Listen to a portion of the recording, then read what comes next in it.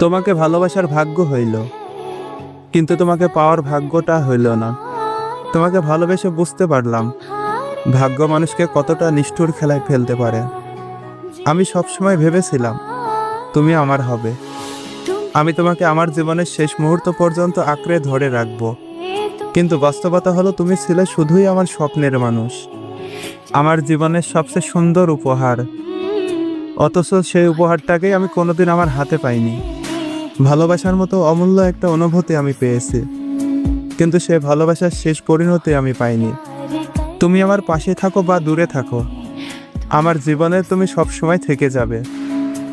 ভালোবাসা শুধু পাওয়ার নাম না, ভালোবাসা মানে হলো কাউকে নিঃস্বার্থভাবে চিরদিনের জন্য ভালোবাসতে পারা।